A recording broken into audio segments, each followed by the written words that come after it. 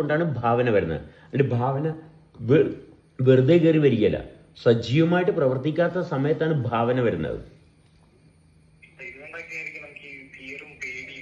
അല്ലല്ല, ഫിയറും ഭയവും ഉത്കണ്ഠയും ഒക്കെ വരുന്നത് നമ്മൾ സജീവമായിട്ട് നിരന്തരം സത്യസന്ധമായിട്ട് പ്രവർത്തിക്കാത്തപ്പോഴാണ് ഈ പറയുന്ന മറ്റുള്ള കാര്യങ്ങൾ ഇഴജന്തുക്കളൊക്കെ കയറി വരുന്നത്. മനസ്സിലായി? ഇതൊക്കെ ഇഴഞ്ഞു വരുന്നതാണ്. ഭയവും ഉത്കണ്ഠ ഇതെല്ലാം ഇഴഞ്ഞു വരുന്നതാണ്.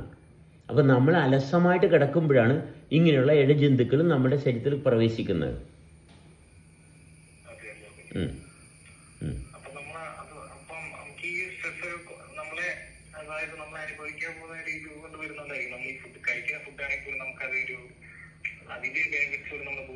ഇല്ല, കാണത്തില്ല. കാരണം ശരീരത്തിന് വേണ്ടിയിട്ടല്ലല്ലോ, മറ്റൊരു സങ്കല്പത്തിന് വേണ്ടിയിട്ടല്ലേ പ്രവർത്തിക്കുന്നത്. അപ്പോൾ ആ സങ്കല്പത്തിലോട്ട് പോയിക്കൊണ്ടിരിക്കും, ഒന്നും ശരീരത്തിൽ പിടിക്കുക. കാരണം ആ വ്യക്തിയായിട്ടുള്ള സ്വബോധത്തിൽ നിൽക്കുന്നില്ല. വ്യക്തി ഒരു സങ്കല്പത്തിന് സ്ഥാനം കൊടുത്തിരിക്കുകയാണ്. അപ്പോൾ കഴിക്കുന്ന ഊർജ്ജം ഒന്നും ശരീരത്തിൽ പിടിക്കത്തില്ല. കഴിക്കുന്ന ഒരു ഊർജ്ജവും ശരീരത്തിൽ പിടിക്കത്തില്ല. അതെ അതെ, തീർച്ചയായിട്ടും. അല്ല, അതും അവർ പറയുന്ന ഭാഗമല്ല. വീട്ടിൽ വരുമ്പോൾ വീട്ടുകാർ പറയുന്നതല്ല, നമ്മൾ ചെയ്യുന്ന പ്രവൃത്തി നമ്മൾ പരിശോധിക്കുക. നമ്മൾ ചെയ്യുന്ന പ്രവൃത്തി നമ്മൾക്ക് അനുകൂലമല്ലാണ്ട് പോകുന്നു. അപ്പം മറ്റുള്ളവർ പറയുന്ന ഭാഗത്തോട്ട് പോകേണ്ടി വരും. കാരണം നമ്മൾ പ്രവർത്തിക്കുന്ന ഭാഗത്ത് വ്യക്തതയില്ലെങ്കിൽ മറ്റുള്ളവരുടെ സ്വാധീനത്തിൽ പെട്ടുപോകും. അത് വരാതിരിക്കണമെന്നുണ്ടെങ്കിൽ നമ്മളിൽ എത്രത്തോളം സത്യസന്ധമായിട്ട് നിൽക്കുന്നുണ്ട്, അപ്പോഴാണ് മറ്റുള്ളവരെ സഹകരിക്കാൻ പറ്റുന്നത്. അല്ലെങ്കിൽ മറ്റുള്ളവരുടെ നിയന്ത്രണത്തിലായി പോകും.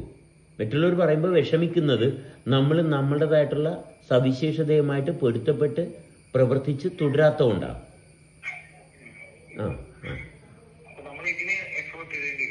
നിങ്ങൾക്ക് നിങ്ങളുമായിട്ടുള്ള ബന്ധം നിലനിർത്തിക്കൊണ്ടു പോകുന്നതിന് വേണ്ടിയിട്ട് എഫോർട്ട് ഇടണം.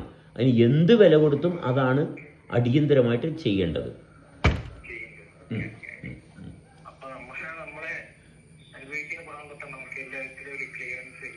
അതെ, അവനവനെ അനുഭവിക്കുന്നിടത്താണ് അവിടെ വ്യക്തത കൈവരിക്കാൻ സാധിക്കുന്നത്.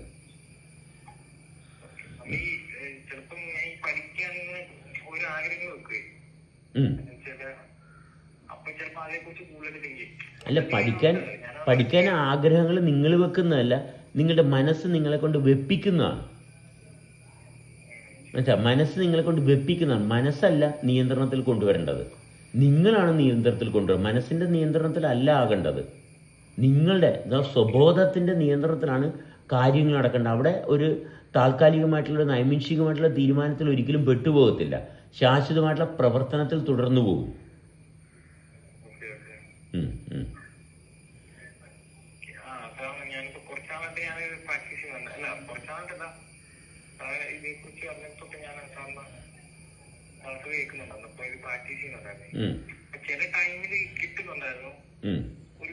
അല്ലാതെ അങ്ങനെയാണ്. കാരണം നമ്മൾ പ്രാക്ടീസ് ചെയ്തു തുടങ്ങി അധികം കാലമായിട്ടില്ല. അതുകൊണ്ട് തീർച്ചയായിട്ടും ഉപബോധ മനസ്സും നമ്മുടെ സാഹചര്യത്തിന്റെ സ്വാധീനത്തിലാവും. അതിനു പകരം നമ്മൾ വ്യക്തിപരമായിട്ടുള്ള ജീവിതത്തിന്റെ സ്വാധീനത്തിലോട്ട് എത്തിക്കാൻ വേണ്ടിയുള്ള പ്രവർത്തനങ്ങളിൽ ആരംഭിച്ചിട്ടേ ഉള്ളൂ. തീർച്ചയായിട്ടും പിഴവുകൾ അവിടെ ഇവിടെയൊക്കെ കാണും. പക്ഷേ ക്രമേണ സാവകാശം നമ്മളുമായിട്ടുള്ള ബന്ധം മെച്ചപ്പെട്ട് വരുന്നതനുസരിച്ച് അപ്രസക്തമായിട്ടുള്ള കാര്യങ്ങളുമായിട്ടുള്ള ബന്ധനം മാറിക്കൊണ്ടേയിരിക്കും.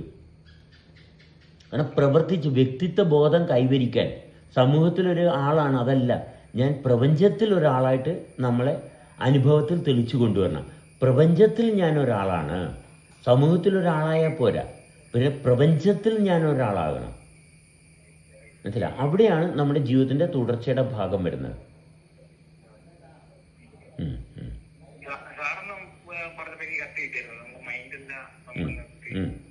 ഓക്കെ.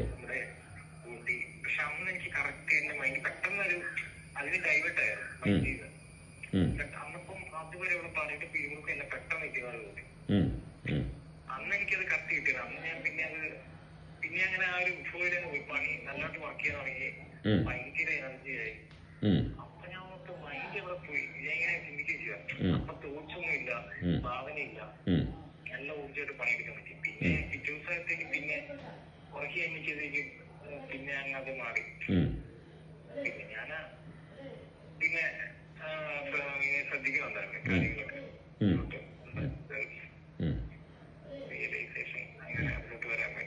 ഓക്കെ. മിക്കപ്പോയി ഉറക്കം തന്നെയാണ്. കാരണം എഴുന്നേൽക്കുമ്പോ തൊട്ടേ തോസായിരിക്കും. അപ്പൊ നമ്മുടെ അനുഭവത്തോട് കൂടി വരുമ്പോഴും നമുക്ക് അതും ഒക്കെ ബെറ്റർ ആയിട്ട് വരികയല്ലേ? തീർച്ചയായിട്ടും നിരന്തരമായിട്ട് തെളിച്ചത്തിൽ വരുമ്പോൾ, നിരന്തരമായിട്ട് നിങ്ങളുമായിട്ടുള്ള ബന്ധത്തിൽ എത്തുമ്പോൾ ആ നൈരന്തര്യം വന്നു കഴിഞ്ഞാൽ പിന്നെ അവിടെ കോൺഫ്ലിക്റ്റ് ഇല്ല, വേണ്ടാത്ത ഒരു കാര്യം വരുന്നില്ല.